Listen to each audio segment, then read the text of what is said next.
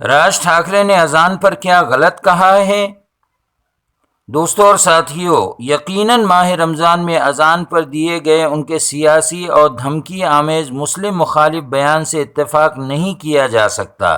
لیکن دین کی سب سے عمدہ اور اعلیٰ دعوت جس کی فضیلت سے متعلق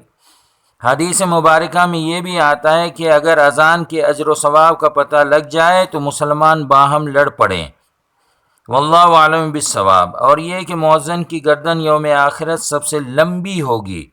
المیہ یہ کہ برسوں سے بر صغیر کی مساجد میں اذان دینے کا عالم یہ ہے کہ اس قدر بے سر انداز میں اذان دی جاتی ہے کہ وہ بجائے کانوں میں رس گھولنے، روح میں اترنے کے، ایسا لگتا ہے کہ کب اذان ختم ہو۔ نہ الفاظ کی ادائیگی صحیح، نہ تبسم، نہ ترنم۔ محی السنہ حضرت مولانا شاہ ابرار الحق صاحب نور اللہ مرقدہ نے اذان کی اصلاح سے متعلق باقاعدہ مہم چھیڑی ہے۔ ان کے شاگردان رشید آج بھی الحمدللہ مختلف شہروں میں جا جا کر اصلاح عمل کا نیک فریضہ انجام دے رہے ہیں۔ راج ٹھاکرے کی دو باتوں سے اتفاق بھی کیا جا سکتا ہے، ایک یہ کہ اذانیں بے سرے انداز میں دی جاتی ہے، دوسرا یہ کہ لاؤڈ اسپیکر کی آواز بجائے کم رکھنے کے زیادہ رکھی جاتی ہے۔ کل ہمارے مفتی صاحب نے ایک واقعہ بتلایا کہ ایک بچی نے اسلام قبول کیا، مگر جب اس نے اذان کی آواز سنی تو پھر کفر اختیار کیا، پھر سے کفر اختیار کیا۔ مشہور فلمی اداکارہ پرینکا چوپڑا کہتی ہے کہ میں شوٹنگ کے لیے بھوپال میں تھی، جب شام کی اذان ہوئی تو میں اپنے ہوٹل کی ٹیرس پہ جا کر اس کے سحر میں کھو جاتی۔ واللہ یہ کتنی بڑی ٹریجڈی ہے کہ آج ملک میں ہم اپنی اپنی مساجد میں خوش الحان، لائق اور قابل مؤذن نہ رکھنے کے مجرمانہ غفلت سے دوچار ہو رہے ہیں، جو دعوت دین کا سب سے مؤثر مضبوط ذریعہ ہے۔ اور یقیناً صحابی رسول حضرت بلال حبشی رضی اللہ عنہ کی روح مبارک کو اپنے اس عمل سے ہم کس قدر تکلیف پہنچا رہے ہیں۔ دوستوں اور بزرگوں، آج ہماری اکثر مسجدوں میں بجائے عالم دین حافظ قرآن کے معاشرے کا سب سے زیادہ جاہل، گوار، گھر سے بھگایا ہوا، ناکارہ قسم کا انسان جس کو کوئی کام دھندا نہیں تو بڑھاپے میں مؤذنی صحیح کم پیسوں میں آسانی سے مل جاتے ہیں، بس کام چل جائے۔ نہ امام حضرات کو فکر، نہ متولیان مساجد کو، نہ متمول حضرات کو۔ میں جس محلے میں رہتا تھا وہاں ایک ادھیڑ عمر کا مؤذن تھا، وہ جب تک نوکری پر ہوتا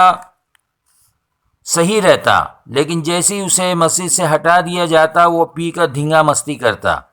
مؤذن جیسے مقام و منصب کو ہم نے اس قدر سستا بنا لیا ہے کہ کوئی مالدار اپنی بیٹی مؤذن کو نہیں دیتا، خواہ وہ کتنا ہی خوش الحان ہو، اور نہ ہی سماج میں با اثر، لائق، بظاہر دیندار اور تعلیم یافتہ سمجھے جانے والے حضرات اذان سیکھنے اور اذان دینے کو اپنی سعادت سمجھتے ہوں۔ دنیاوی مشاغل، معمولات اور مصروفیات میں گھرے لوگ اس کار خیر کے انجام دہی، اس مقام و منصب کو غیر معمولی اہمیت کا حامل بنانے اور یہ کہ اذان صحیح دینا بھی ایک کورس اور فن ہے، کوئی ضروری نہیں سمجھتے ہیں۔ اس سلسلے میں میری مخلصانہ رائے یہ ہے کہ ہمارے علماء، زعماء اور مالدار حضرات اچھی اور معیاری صلاحیت کے حامل مؤذن حضرات کی تیاری میں سمت سفر کا تعین کریں، اس پر لوگوں کو آمادہ کریں کہ وہ کروڑوں روپے کی مسجدیں بنائیں مگر اس کا دعوت دینے والا ایک جاہل مطلق ہو، یہ قطعی نہیں ہونا چاہیے۔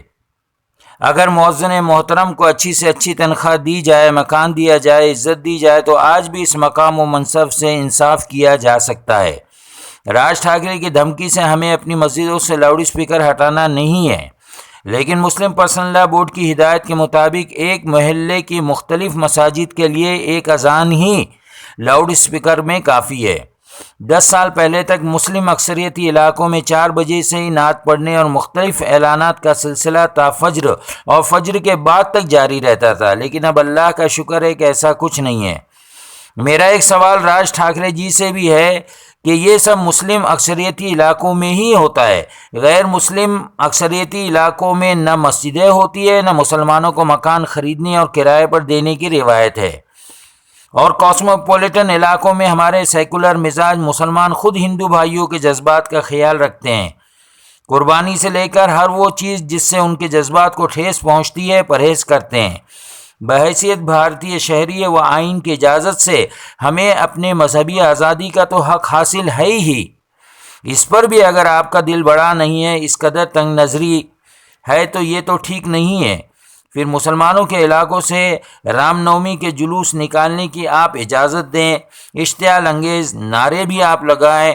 مسجدوں پر جھنڈے پولیس کی موجودگی میں آپ لگائیں، مسلمانوں کو وہ بھی رمضان میں مسلمان لڑائی جھگڑے گالی گلوچ ہر طرح کی سماجی بیماریوں سے خود ہی دور رہتا ہے، آپ کو مسلمانوں کو گھیرنے کے لیے پتھر پھینکنا ہی بہانہ بن جائے، جو کہ مسلمانوں نے نہیں پھینکنا چاہیے،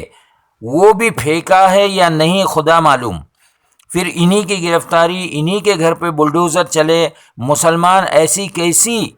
حماقت کر سکتا ہے کہ پتھر پھینک کر گولی کھائے، اپنا گھر جلائے، اس پر بلڈوزر چلوائے۔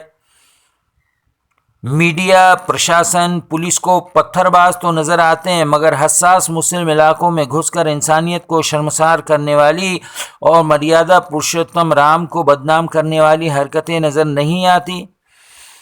ججوں کا جج اوپر بیٹھا سب کچھ دیکھ رہا ہے۔